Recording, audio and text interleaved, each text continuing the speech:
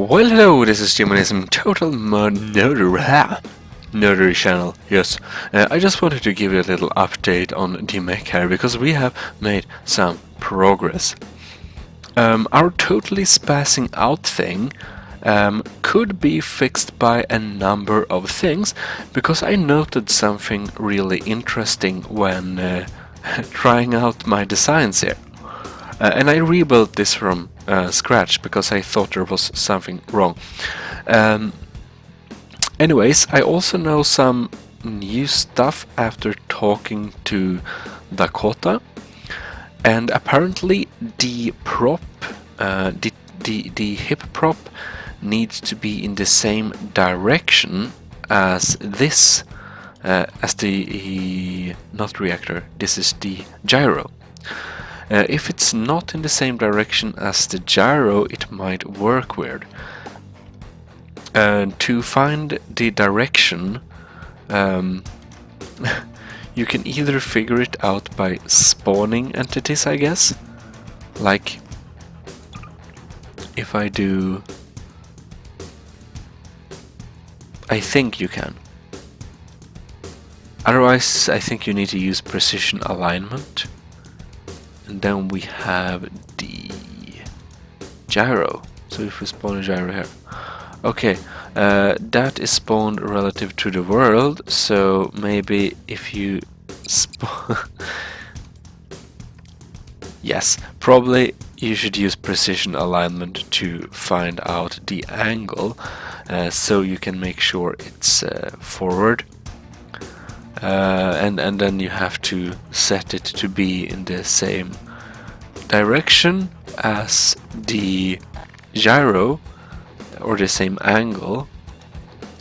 I don't use precision alignment very often, but it should be in the R menu here, so I guess it's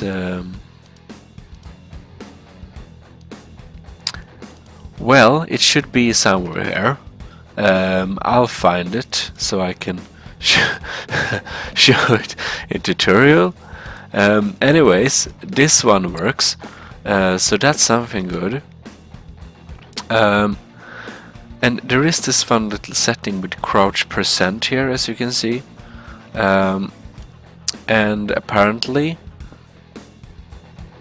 it's only crouches when it's off or when we press the crouch button. So I wanted it so you can see we can jump up and get into the seat, and the mech slowly elevates itself to standing position. Now it slides for some reason, but oh well.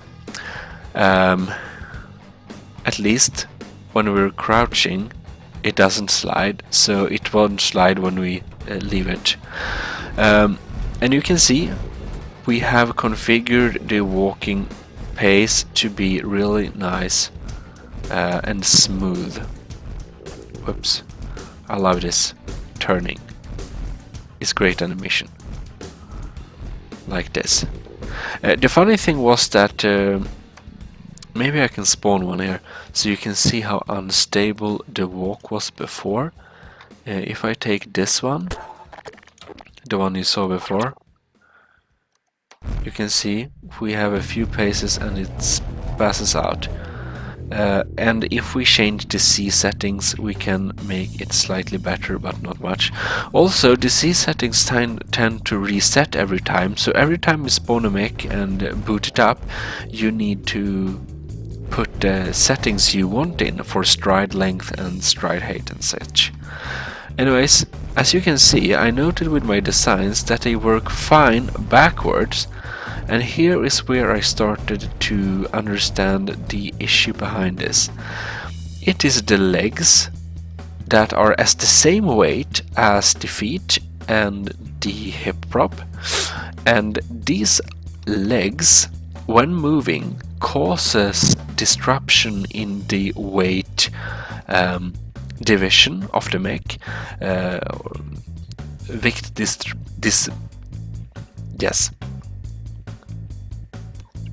The viktdistributionen. I forget my Swedish. Anyways, and that can be fixed with making them lighter. So every prop is 500, but we change the leg parts to 100 now. and this should now be working much better. You can see it, I mean, this mech is too light. If you make a mech that is below like 20 tons, it might not work very well. Actually, let me find that weight tool. I'm not sure, I think this mech might be too light altogether. But if we have these at a tenth of the weight, they might perform better even still. Yeah, you can see it's now much more stable. However, this mech altogether is too light, so probably should make it heavier. You can see it's not super stable, it's just okay. Well, so if you want to have higher health on your legs, like actually you only need your feet, but the thing with DakTek that is so cool is that you use health pools. So you can see this part is a health pool. So when I fire at the health pool, then the whole like part takes damage. So then I can also have parented decorative parts on the legs that also have weight, but they are parented to a ship that's on the legs. I haven't added that yet, but then you get rid of the physical weight that causes problems. And then we can have, you know, big health, but not causing problems. Yeah. Oh shit. It's so fast. Oh no. It froze. I think it doesn't work underwater. I think if the reactor is underwater, it's very sad. Also, you should include your gates that you parent stuff to into your health pool, so they will be safe and sound and protected. And now, moving smooth things work very well, but you can see sharp edges makes the ship a little bit sad. Let's see if it works better backing up. No, not much. A little bit. Like human type legs seem to be working better, maybe. Well, anyways, you can see stairs. It doesn't do well on stairs. It can walk upstairs. I think that's something that BFV wouldn't be able to do, but it looks funny when the DakTek ship does it. Also, I tried around a little with all the other movement things, like how to make fighter jets, how to make the hovercraft, how to make the regular engines and stuff like that. It turns out it's really easy, so I can probably show you how to make such things at any time. It's just the mix that the main part though, that requires some fiddling and stuff.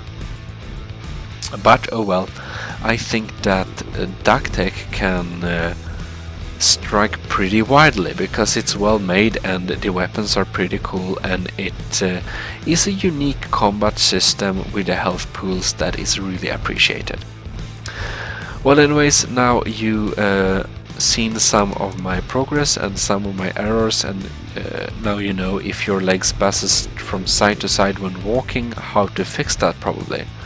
Of course, you need to be checking this very carefully, because if I set stride length to 5, I kind of wreck the whole thing. So of course I only want mine to be pretty low. Also, if stride length is too big, it might be, you know... Oh shit, maybe this stride length kind of works. Oh shit, look. It's a bit too long, but it kind of works. Well, it's really good, you can customize these things anyways. So well.